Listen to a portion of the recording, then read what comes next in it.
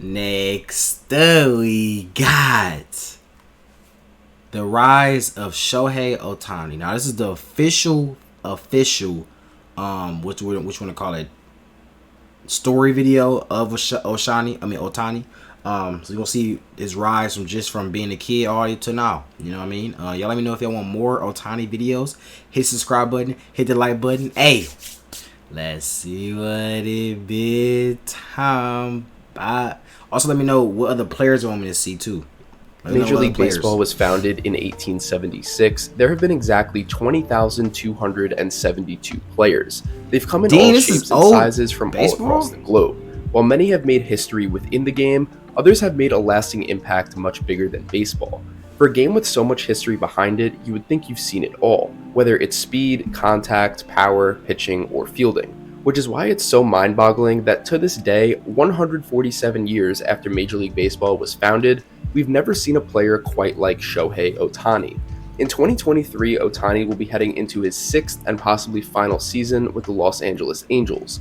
Right now, at the age of just 28 years old, some people already consider him to be the greatest baseball player of all time. He's playing... Let me know in the comments, do y'all think he's the greatest baseball player of all time? Now, me personally, I do feel like he is one of the greatest.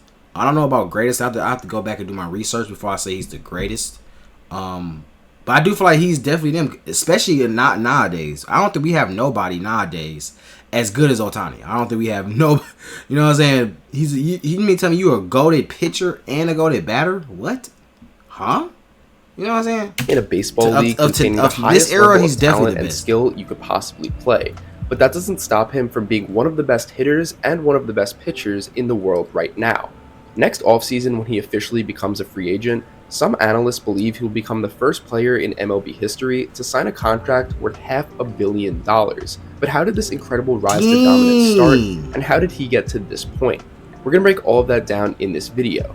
This is a new series I'm going to start doing on the channel where I basically give the backstory of the biggest sports stars currently playing and how they became the players they are today. If it gets good feedback and you guys enjoy it, make sure to comment below which player I should cover next. Subscribe to the channel if you're new, and let's get straight to it. Shohei Ohtani was born on July 5th, 1994 in Oshu, Japan, making him the youngest of 3 children in his family. He was introduced to baseball at a young age, and growing up, as you could expect, he was always the best player on his team. Fox's Ben Verlander visited Ohtani's hometown and interviewed Deki Obora, one of Shohei's close childhood friends. Obora said, quote, "The impression that I got at the time was that he was like some kind of monster. I got the feeling we were no longer classmates. He played baseball on a whole other level. When I first saw him play in elementary, he hit a line drive down center field for a home run. The very first time I saw him swing the bat, he hit a home run. I knew he was different. I would say he's like the god of baseball." While Shohei is known locally for being an incredible baseball player growing up, he started gaining international attention when he was playing at Hanamaki Hagashi High School. At this point, Shohei was one of the hardest throwing high schoolers not only in Japan, but in the entire world. During a high school game at the age of just 17 years old, he threw a pitch registering... Ooh! Oh my god!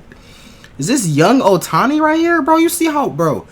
You said 17 years old. He was 17. You mean tell me he was 17 throwing this pitch right game at the age of just 17 years old. If I was going to bat, I would be scared. I would literally be scared. Registering at 99.4 miles per hour. Oh my god! It doesn't matter what part of the world you come from. If you're throwing that fast as a teenager, MLB scouts are going to have their eyes on you. Another important piece of information that I have to mention is that in high school, Shohei wasn't really considered a two-way player. He was more so known as a pitcher who could also hit. This isn't really that out of the ordinary because there are several MLB stars who, when they were in high school, were the best hitters and pitchers on their team, but eventually just stuck with whichever one they were better at and could make a career out of. Right. Everyone thought that was going to be the same story with Ohtani, and he was going to have to choose which one he wanted to do. But he believed he could do both. So there's another question for y'all. So if Ohtani had to choose, right, do y'all think that he should be a pitcher or a batter only? Which one? Successfully at the next level. And for every player to come before him, the quote-unquote next level was the Nippon Professional Baseball Organization, or the NPB, which is the highest level of professional baseball in Japan. Essentially, it's Japan's MLB. But when Shohei finished high school, he said that he didn't want to play in the NPB. He instead wanted to become the first Japanese player in history to sign with an MLB team straight out of high school. Ohtani said that it was a tough decision to leave his country at such a young age to play at the highest level of baseball on the planet, but he said it was always his dream to play Major League Baseball. It wasn't about money, it was about following the dream. Right. Once Ohtani made this decision, several MLB teams were lined up hoping that he would choose to sign with them. But there was one NPB team that stayed in the mix, and that was the Hokkaido Nippon Ham Fighters. Basically, the NPB draft works like this. Teams nominate a player they want to select. If more than one club nominates the same player, there is a lottery to decide which team that player goes to. Teams that fail to sign a player they drafted lose that pick. So choosing to draft a player who openly wants to play somewhere else is extremely risky. But that didn't stop the Fighters. They were the only NPB team to call Shohei Ohtani's name in the first round. A decision that many people thought was stupid since he publicly stated he was going to the United States and he didn't want any Japanese teams to waste their pick on him. After Shohei got drafted, he said that his feelings to go to America were unchanged, but the Fighters didn't give up. The team made a presentation that they showed to Ohtani and his parents. In this presentation, they wanted Shohei to understand that every player in Major League Baseball that came out of Japan benefited heavily from playing NPB baseball first. Also, in America, there is the infamous minor league system that players have to spend years in with no guarantee of ever getting called up, while also making pretty much no money. But perhaps the most they say some may sleep in cars? Guarantee of ever getting called up. Dean, that's tough. While also making pretty much no money. But perhaps the most important part of this presentation was that the Fighters were guaranteeing Ohtani the opportunity to be the league's only two-way player. They understood how bad he wanted to pitch and hit, where in the United States, they would most likely make him pick one or the other. He was also offered a $1 million signing bonus and the max rookie salary of $15 million. They offered him the number 11 jersey number worn by former player Yu Darvish, and they promised him that when he was ready, they would allow him to pursue his MLB dream. In other words, they went all in. And luckily for them, it worked. Shohei was convinced, and he was staying in Japan for the time being. His first year in the NPB as an 18-year-old was his worst year statistically. In 214 plate appearances, he batted .231 with 3 home runs and 20 RBIs. As a pitcher, he was 3-2 with a 4.02 ERA in 80 innings pitched with 68 strikeouts. Next year was rough again as a hitter, but he started showing signs of being a star pitcher. Isao Harimoto, a Korean-born player who holds the record for most hits in the Japanese professional leagues, said that Ohtani was, quote, being childish, and he was selfish for taking at-bats away from real hitters who were clearly better than him. Following the 2014 season, Harimoto still... It's always going to be haters, bro. No matter how good you are, you know what I mean? There's always going to be somebody hating. They also have something to say. Some negative remark. You know what I'm saying? Like, bro, shut up. Damn. Had a pretty good point because in him. Following the 2014 season, Harimoto still had a pretty good point because in 2015, the hitting stats just weren't there while he continued to thrive as a pitcher. There was a growing sense that Ohtani would have to stick to pitching and retire from the hitting aspect, but it's a good thing he didn't, because his 2016 season was his breakout year as a two-way player. He posted a .322 batting average with 22 home runs and 67 RBIs with an OPS over 1,000. As a pitcher, he was 10-4 with a 1.86 ERA. See, I don't understand these stats. I have never looked at baseball stats. In 2017, he dealt with an ankle injury, so the home run and RBI numbers dipped, but he still managed a very impressive .332 batting average. So I don't know, and his pitching numbers were decent bad in the 26 innings pitched on the mound. After this season ended, it was pretty clear that Ohtani was ready for Major League Baseball. His 2016 campaign proved that when healthy, he could pitch and hit at a professional level. Now it was time for the MLB bidding. There were 7 main contenders: the Giants, Dodgers, Angels, Cubs, Rangers, Mariners, and Padres. And after months of meeting with these teams, Shohei Ohtani announced that he wanted to begin his Major League Baseball career as a member of the Los Angeles Angels. When Shohei chose to sign with the LA Angels, it was very big news. He was marketed as a dominant two-way player coming out of Japan that had potential to be one of the league's biggest stars. But just like any new player coming into the league, whether it's a prospect that worked his way through the minors or someone coming from overseas, it was always more of a "I'll see it when I believe it" type of situation. Anyone can get hype from the media, but not everyone can live up to that hype. Shohei had plenty of doubters when he came to America, so he once again had a huge chip on his shoulder.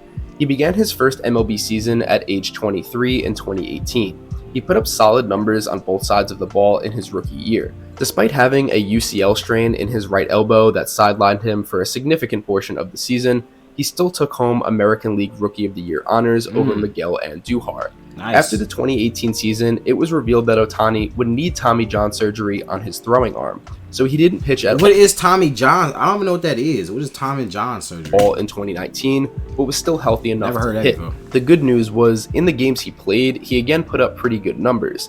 The bad news was his season was once again cut short, this time due to a knee injury that required another surgery.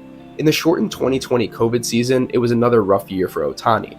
These were his stats for that year, but keep in mind this is a very small sample size because, you guessed it, he was dealing with another injury.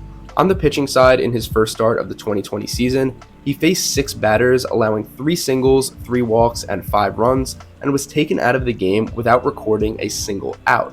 In his next start, he pitched a perfect first inning, but in the second, he walked 5 out of 7 batters and let up 2 runs, and was pulled from the game before even finishing the inning.